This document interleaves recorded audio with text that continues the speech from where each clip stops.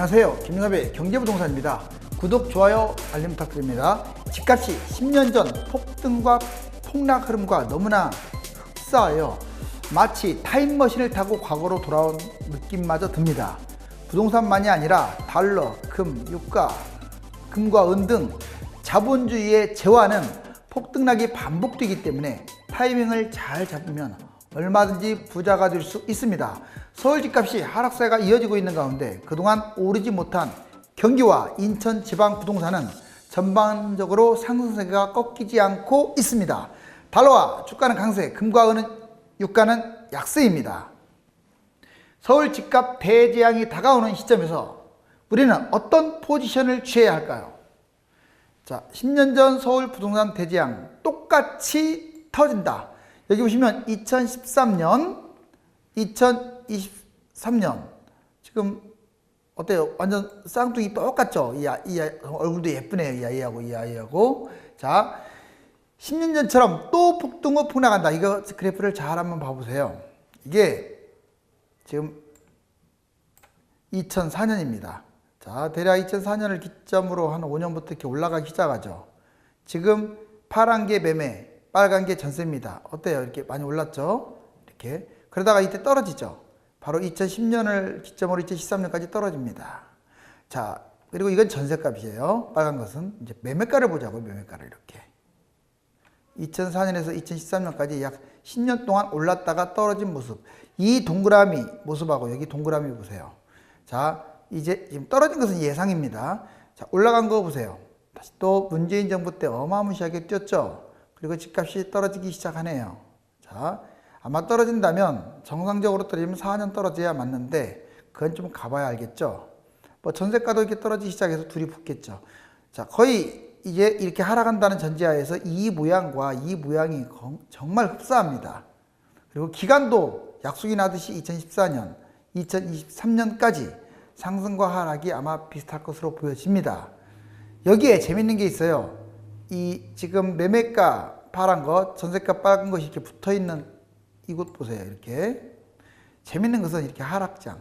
이 하락장에는 매매가하고 전세가가 거의 차이가 안 나요. 여기에서도 아마 둘이 붙을 거예요. 전세가도 조금 하락하겠지만 매매가가 폭락하니까 아마 이때 붙겠죠. 참 좋은 시점이 됩니다. 왜? 집값도 하락하고. 여기 보세요. 집값도 하락하고. 그 다음에 전세가하고 맞닿고, 전세가하고 맞닿으니까 투자 금액이 별로 안 들어가는 거예요. 그래서 이때 5천만 원 갖고 4억 벌고 5억 벌고 했던 이유가 괜히 그런 게 아니에요. 앞으로 추락하게 되면요. 지금은 이제 전세가율이 서울이 50%대밖에 안 되잖아요. 그런데 추락하면 거의 이제 80%까지도 육박하면서 붙을 거예요. 그렇게 되면 또 기회가 온다 이 말이에요. 자, 이번에 서울과 강남 지역 아파트 매매 가격 추이 변화를 보겠습니다. 보시면 파란 게 강남, 빨간 게 서울인데 뭐 거의 흡사하죠. 자, 일단 동그라미를 망원경처럼 제가 쌍안경처럼 두 개를 딱 그렸습니다. 여기 보시면 2004년 아까 5년부터 계속 폭등한 모습, 그러다가 이렇게 하락하는 모습 여기까지. 그러니까 이렇게 올랐다가 이렇게 떨어지는 모습. 자, 이번에 보세요. 이렇게 올랐다가 예측이긴 하지만 하락이 이렇게 떨어지는 모습. 정말 닮았죠. 이 기간도 약 10년 정도 돼요. 파란 거 강남 지역 보시면 강남 지역이 좀 더 올랐다가 더 많이 떨어지는 서울 평균치보다 빨간 거. 자, 이 그래프를 보면은 여러분들 아까 모양하고 거의 닮았음을 알 수 있어요. 그럼 정리를 해보자고요. 2005년, 2013년, 2014년, 2024년 도대체 무슨 일이? 자, 2005년, 2013년을 한번 보니까 상승장 2005년, 2009년까지 약 5년 올랐고요. 하락장 2010년에서 2013년 약 4년 동안 내렸습니다. 자, 오른쪽 한번 연계를 지어볼게요. 상승장 2014년부터 2019년 약 6년 뛰었습니다. 팩트죠. 자, 그런데 이제 하락장, 올해부터 하락장으로 잡는다면 서울 2020년부터 2023년 약 4년 정도 떨어질 것으로 보입니다. 그러니까 둘 다 10년인데 연도도 거의 비슷해요.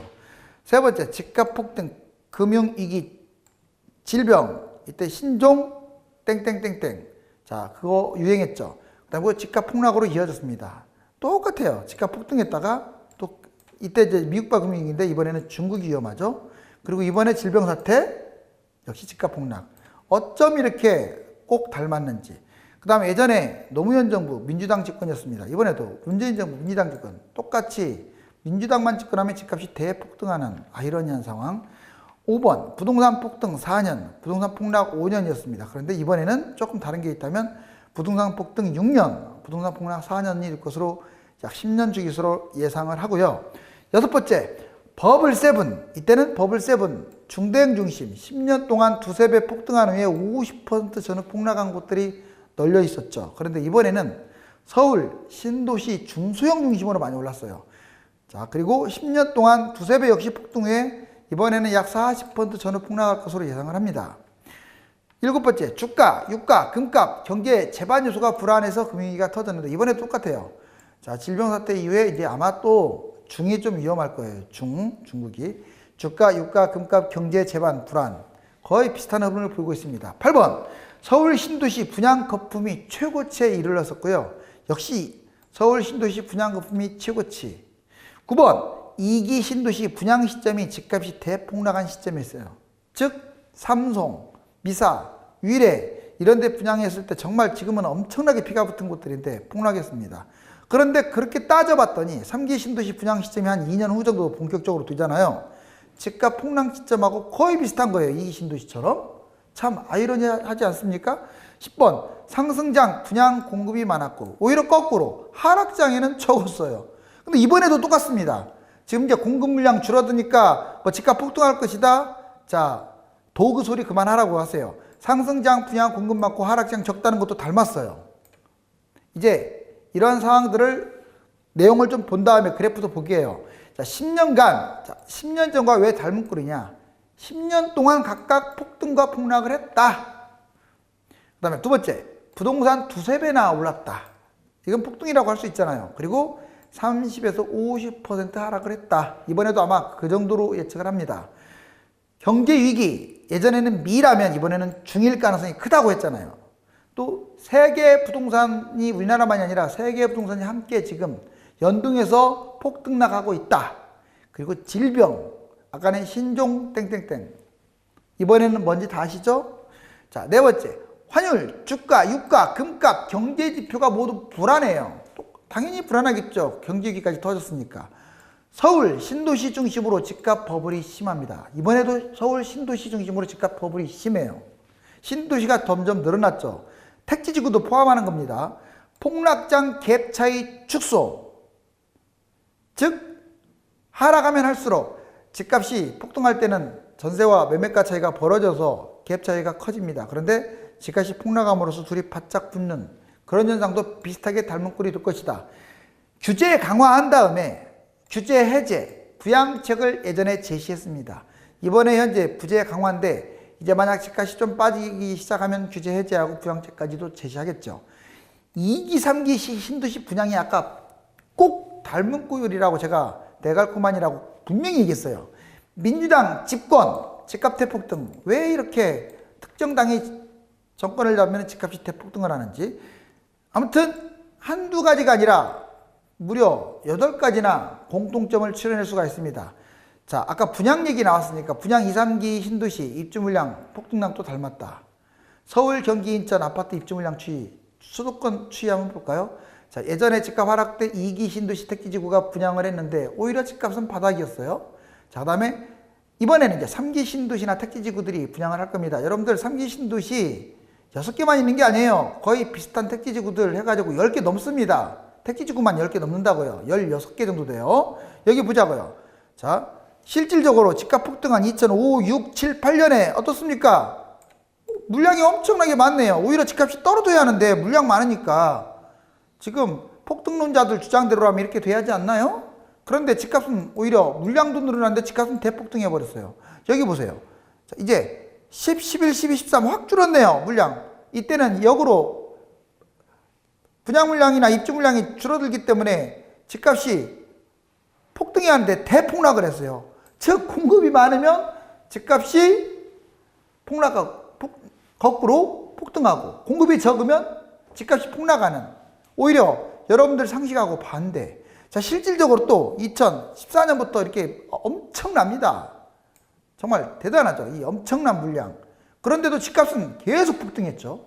자, 이제 내년부터 집값이 계속 이제 물량이 줄어드니까 집값 폭등할 것이다. 다 거짓말이에요. 이 짝 날 가능성이 커요. 자, 이렇게. 자, 이것은 왜 이런 현상이 벌어졌느냐? 자, 이제 집값이 폭등하니까 계속 짓는 거예요. 기대치보다 더 짓는 거야, 집을. 왜? 분양만 하면 다 로또 되니까, 분양만 하면 다 대박 치니까 건설사들이 가만히 있지 않겠죠? 그리고 집값이 떨어졌어요, 이렇게. 그러면 원래 계획보다도 축소합니다. 왜? 분양만 했다면 미분양 천지라서 건설사가 쫄딱 망하니까. 이제 그런 것들로 인해서 이게 따라가는 것도 있습니다. 하지만 결국 그거하고 상관없이 공급 물량과 반비례했다라는 것은 우리가 참 살펴볼 필요가 있어요. 서울시 아파트 과거 시세 추이 보세요. 자, 여기 노태우 정부 때 166% 폭등했고, 김영삼 정부 때 24.4, 금융위기가 터져서 그랬죠. 자, 김대중 노무현 정부 때 200%나 무려 대폭등을 했습니다. 그러다가 이명박, 박근혜 초중기 이때 5.5% 감소. 그러더니 박근혜 후기부터 이제 문재인 대통령 때 54% 대폭등했습니다.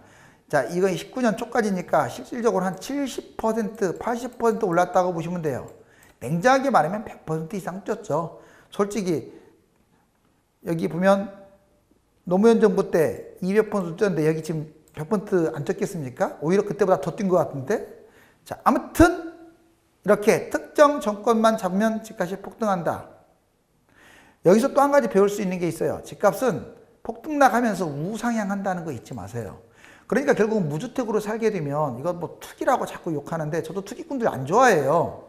자, 평생 가난에 대물림해서 살아야 돼요. 집을 안 사면. 집도 빌라 잡고 오피스텔 잡고 이런 거 잡았거나 쫄딱 망합니다. 그런 건 집 없는 이만 못한다고 했잖아요. 자, 어차피 자산 가치로 본다면 아파트를 잡아야 돼요. 지역별 10년간 집값 추이, 실질적으로 누가 많이 뛰었느냐 보자고요. 자, 여기 강남 원래 비쌌지만 이렇게 날아갔네요. 강남 11구. 실질적으로 제일 많이 뛰었죠? 그 다음에 서울 보세요. 서울은 두 번째 많이 뛰었죠? 여기 서울 이렇게 뛰었네요. 여기 파란 거. 자, 그 다음에 강북 11구. 강북도 세 번째로 많이 뛰었죠. 여기 강북. 자, 그런데 여기 보자고요. 자, 주황색 경기도는 거의 수평선이나 다름없어요. 그러니까 최근에 뛰는 거예요. 여러분들 지금 여기 너무 많이 올랐어요. 제가 봐도 지나치게 올랐네요. 그런데 아직도 경기도 싼 곳들 많죠. 근데 왜 뛰었냐? 얘들은 이렇게 폭등을 했는데 서울은. 경기도는 안 뛴 거였어요. 광역시도 왜 그랬냐? 여기 보세요. 물론 뛴 곳들은 뛰었지만 전반적으로 평평하죠. 그러니까 폭등한 거야 이렇게. 그럼 앞으로 중소도시 지방, 여기도 지방도 거의 조금밖에 안 뛰었잖아요. 그러니까 또 이렇게 올라갈. 그러니까 현재 이 원 보시면 지방, 광역시, 경기도가 폭등하는 이유는요, 서울이 지나치게 많이 뛰어가지고 싸 보이니까 뛴 것도 있고, 두 번째 너무 안 뛰었기 때문에 뛴 것도 있습니다. 그렇지만 이제 한계치에 좀 도달한 것 같아요. 연도별 땅값과 집값 상승률 비교해보면, 자, 땅값이 파란색입니다. 자, 땅값 전반적으로 봤을 때 땅값 어떻습니까? 계속 올라가고 있죠. 자, 집값입니다. 집값 2006년 때 제일 많이 올랐고 그 다음에 계속 지금 올라가고 있죠. 여기서 또 이렇게 올랐죠. 자, 부동산 상승과 하락 키워드 변화, 이걸 기점으로 해서 왼쪽 이게 많이 나오면 집값은 올라가요. 자산버블, 화폐개혁, 그 다음에 버블재료, 금리 인하, 자산가 상승, 환율 하락, 경상수지 흑자, 지금 계속 상승의 키워드입니다. 위안화 절상, 달러 약세, 금리 인상, 경제성장률 상승. 이때부터 해가지고 이제 하락하는 키워드가 점점 늘어난다. 경제성장률 하락, 미중 무역전쟁 격화, 금리 인하, 달러 강세, 환율 상승, 중위안위기, 자본 유출, 심각한 감염병, 흡수 통일, 위안위기, 전쟁, 이렇게 부정적인 키워드가 하나씩 늘어나고 있어요. 이게 늘어나면 집값은 추락한다. 플러스 키워드, 마이너스 키워드입니다. 자, 이제 서울 주요 아파트 누가 그래요? 10년 전보다 다 지금 다 폭등한 거 아니냐? 그렇지 않습니다. 물론 얘가 이제 2018년 6월, 얘는 2008년 5월, 일부러 10년 단위 쫙 보여드린 거예요. 10년 전에 영등포 여의도자이, 자, 210m 제곱, 26억 3천만 원짜리가 2018년, 이때도 엄청나게 집값 비쌀 때인데 21억으로 무려 5억이나 낮아요, 가격이. 자, 용산구 한강로 3가, 시티파크 2단지 184. 자, 10년 전에 25억 8천만 원인데, 자, 18년 8월 달에 10년 후에 오히려 19억으로 6억이나 차이 나네. 강남구 삼성동 아이파크 195, 388까지. 자, 57억 했던 게 50억으로 요즘은 다시 또 좀 회복은 했는데 어떻습니까? 자, 이것만 그런 게 아니에요. 경기도는 끔찍합니다. 특히 대형들. 그래서 지금 여러분들 상투에 잡으면 이짝 난다고요, 이짝. 서울 이렇게 요지도 이 모양인데, 자, 경기도 웬만한 곳들, 또 서울 변두리 지역은 오죽하겠습니까? 자, 그리고 매매 가격 비교. 자, 이게 지금 일산에 이게 지금 2007년 제일 꼭지 찍을 때 이때 매수한 사람들은 쫄딱 망했어요. 왜? 대형이 이렇게 떨어졌다가 지금도 이 횡보에 약간 좀 최근에 올랐죠. 약간. 얼마나 이거 10년, 12년이나 흘렀는데. 그런데 웬만한 서울에 소형 보세요. 자, 계속 좀 떨어지는 듯 하다가 계속 이게 신고가 찍고 날아가고 있네요. 즉, 이제 지금은 이제 대형도 이렇게까지 안 올랐기 때문에 앞으로 대형은 많이 안 빠질 것 같아요. 이제는 대형이든 중소형이든 거품이 심한 많이 뛴 아파트들은 다 폭락할 가능성이 큽니다. 즉 무슨 말씀을 드리려고 하느냐, 이때 꼭지에 매수해서 이렇게 마음고생했잖아요. 자, 이게 지금처럼 또 꼭지로 매수해가지고 마음고생하는 일이 없었으면 합니다. 서울 수도권 최근 흐름 보면 자, 이렇게 좀 마이너스죠. 이게 특히 서울 까만 거 보세요. 그런데 지금 갈고리 모양으로 약간, 자, 아직은 플러스가 아니기 때문에 아직은 조금 관망할 때고 집값 계속 추락할 것 같아요. 그런데 이거 장담 못합니다. 자, 왜? 지금 정부가 좀 잘해줬으면 좋겠어요. 자, 이번에 수도권과 이 노란색 수도권 계속 올라가고 있죠. 그리고 전국 단위도 약간씩 지금 올라가고 있는 중입니다. 크게는 아니지만 플러스에서 돌고 있고 서울은 마이너스에서 놀고 있다. 자, 이번에는 이거는 감정원은 서울이 마이너스로 나오는데, 자, 보시면 KB 시세는 수도권 0.08 오히려 상승이 조금씩 확대되고 있는 추세예요. 5개 광역시도 상승, 전국도 상승. 자, KB는 오히려 상승하는 것으로 좀 나와 있습니다. 그 다음에 이번에 부동산 114, 서울은 마이너스. 근데 제가 보기에는 감정원이나 부동산 114 자료가 맞습니다. 서울 평균적으로 마이너스 맞아요. KB가 조금 오버하는 거죠. KB는 주로 상승장 때는 맞추는데 하락장 때는 좀 자주 틀리더라고요. 감정원은 상승장 때는 아주 거짓말을 밥 먹듯이 하는데 하락장은 또 잘 맞춰요. 자, 보시면 이제 이렇게 됩니다. 그리고 매매가 경기 인천 계속 지금 0.0으로 올라가고 있죠. 선도 아파트 보면 작년 때하고 지금 비슷하게 지금 하락세가 이어지고 있는데 조금 찜찜한 것은 지금 약간씩 하락세가 축소되고 있다는 거. 그래서 5월 말 이제 이번 주 다음 주 6월달이 아주 중요해요. 6월달이 다주택자 만기인데 만약에 또 다른 대책이 없이 이대로 지나간다 그러면 7월달에 집값이 오를 가능성이 있습니다. 그래서 꼭 잡아야 돼요. 자, 이제 여러분들 이 치밀한 부동산은 우연의 일치로 돈 번 경우 없어요. 자, 머릿속에 이처럼 도시를 머릿속에 입력시키고 아파트를 입력시키고, 자, 투자에 대한 인식 또는 실거주에 대한 인식을 끊임없이 가졌을 때 돈을 버는 겁니다.